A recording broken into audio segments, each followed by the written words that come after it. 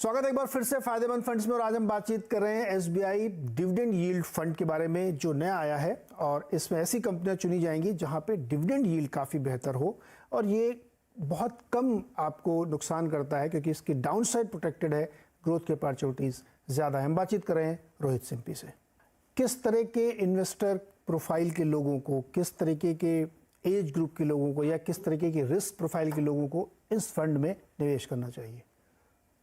हाँ, देखिए अंतर्राष्ट्रीय स्तर पे हमने देखा है कि ये जो फंड कैटेगरी है स्लाइटली कंजर्वेटिव निवेशकों को रिकमेंड की जाती है, जो इक्विटीज में अपसाइड भी लेना चाहते हैं पर उन्हें कुछ डाउनसाइड प्रोटेक्शन भी चाहिए।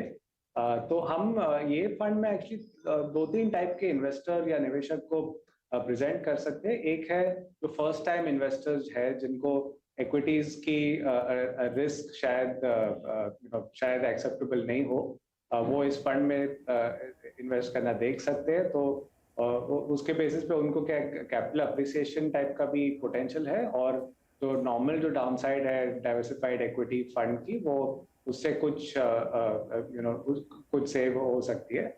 बाकी हमने ग्लोबली भी देखी है कि ये जो फंड्स है नॉर्मली यंगर इन्वेस्टर्स के पोर्टफोलियो में भी जाते हैं, जैसे कि रिटायरमेंट टाइप प्लान्स में भी जाते हैं। ओल्डर इन्वेस्टर्स के फंड्स में भी जाते हैं जो रिटायरीज है, जिन्हें ऐसे एसडब्ल्यूपी या डिस्ट्रीब्यूशन के साइड से ऐसे इनकम की जरूरत है। और फाइनली इंडियन कॉन्टेक्स्ट में हम अगर विचार करें तो एक और पॉसिबिलिटी है कि काफी जो इन्वेस्टर्स है वो ग्रोथ फंड्स में नॉर्मली ग्रोथ स्टॉक्स या ग्रोथ फंड्स में इन्वेस्टेड रहते हैं नॉर्मली, जो स्टाइल प्रिवेलेंट है मार्केट में।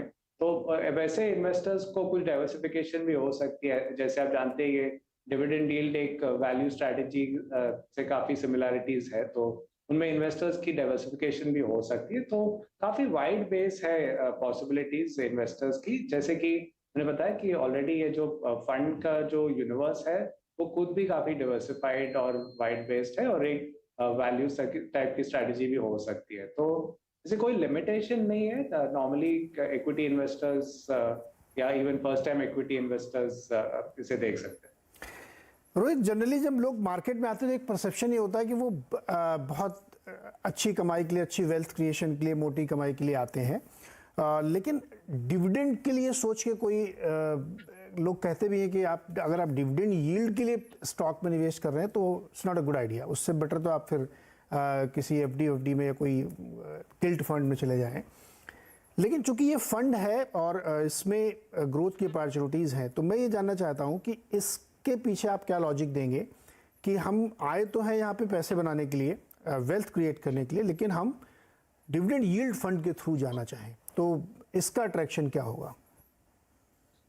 Right, sure. तो देखिए नॉर्मल इक्विटी इन्वेस्टिंग में आप ये समझिए कोई भी फंड में नॉर्मली आपका 10% ऑफ टोटल रिटर्न शायद डिविडेंड्स से आएगा, राइट। नॉर्मली अगर आप ये मैथ लगाएं तो हिस्टोरिकली भी ये रेशियो सॉर्ट ऑफ वर्कआउट किया होगा।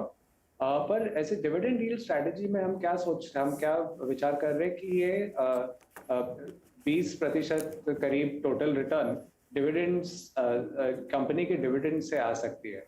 तो उससे क्या हो जाती है कि वो ये पोर्टफोलियो की वॉलेटिलिटी या डाउनसाइड रिस्क थोड़ी कम हो जाती है। पर बहुत ही इम्पोर्टेंट है कि हमें कैपिटल लॉस तो नहीं चाहिए। ऐसे कंपनीज तो नहीं होने चाहिए जिनकी डिविडेंड यील्ड बहुत ही हाई है, समझिए 8 या 10% डिविडेंड यील्ड है, पर ये लॉन्ग टर्म में डाउनसाइड है, ये बिजनेस खुद ही डिसरप्ट हो गए या कोई कॉर्पोरेट गवर्नेंस इश्यू है या और कोई कंसर्न है जिसकी वजह से आपको कैपिटल लॉस हो सकती है।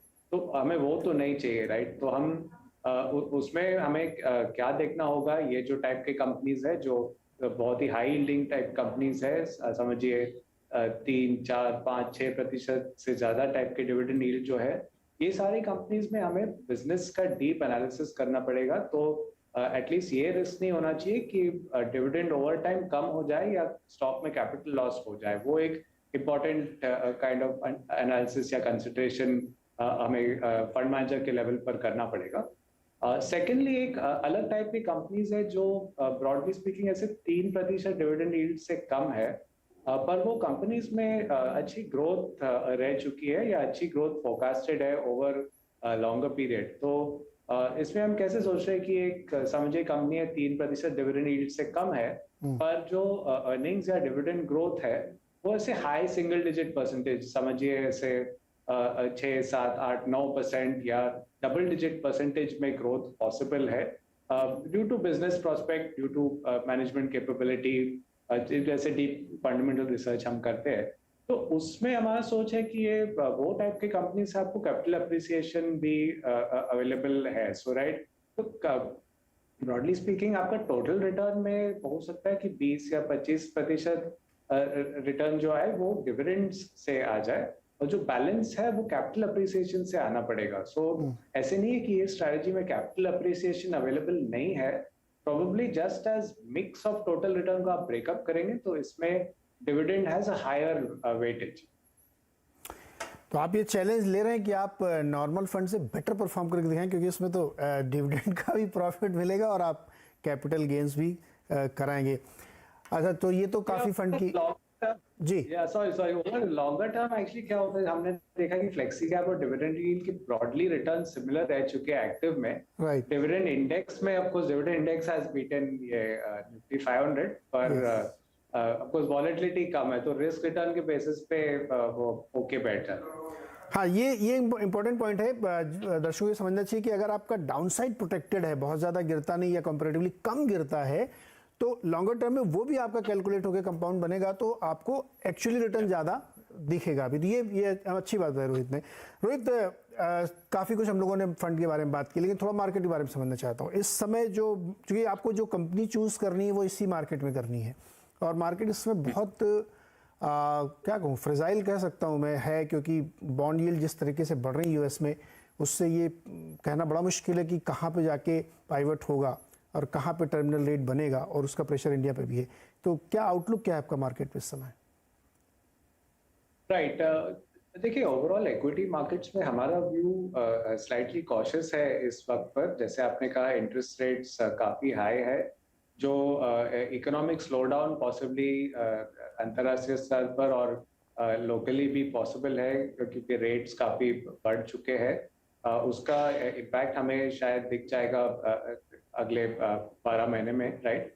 सो उसके बेसिस पे शॉर्टर टर्म में हम एक्चुअली फिक्स्ड इनकम में ज़्यादा पॉजिटिव है as compare to equity market. Longer term हमारा स्ट्रॉन्ग व्यू है कि ये जो कॉर्पोरेट केपेक्स साइकिल जो है, इंफ्रास्ट्रक्चर स्पेंडिंग जो है, Indian earnings rebound, GDP growth rebound, manufacturing, exports etcetera, तो हमारा एक्चुअली काफी पॉजिटिव व्यू है लॉन्गर टर्म इंडियन इक्विटीज पर। लेकिन शॉर्टर टर्म में जो रिस्क है ग्लोबली, इंटरेस्ट रेट्स और ग्लोबल स्लोडाउन से, आई थिंक हम इसे कंप्लीटली अनअफेक्टेड तो नहीं रह सकते। तो over short term actually fixed income prefer कर रहे हैं।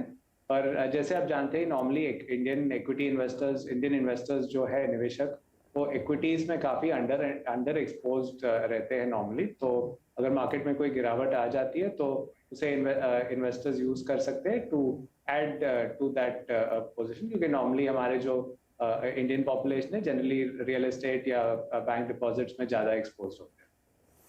परफेक्ट। तो ये था एसबीआई डिविडेंड यील्ड फंड के बारे में जानकारी, जिसका एनएफओ खुला हुआ है, आप निवेश कर सकते हैं। उसके क्या फ़ायदे हो सकते हैं, ये हमने आपको विस्तार से रोहित से मुलाकात की। रोहित इसके फंड मैनेजर हैं, उन्होंने विस्तार से बताया कि कैसे कैसे आप इसमें निवेश करें और क्या उनकी सोच होगी इसके अंदर एलोकेशन को लेकर के। तो ये एक नया फंड है, आपके लिए एक अपॉर्चुनिटी यहाँ पे हो सकती है।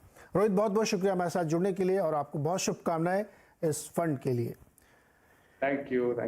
तो यहाँ पे एक छोटा सा ब्रेक लेंगे और इस हफ्ते के लिए विदा लेंगे। अगले हफ्ते एक नए फंड और एक नए फंड मैनेजर से आपकी फिर मुलाकात।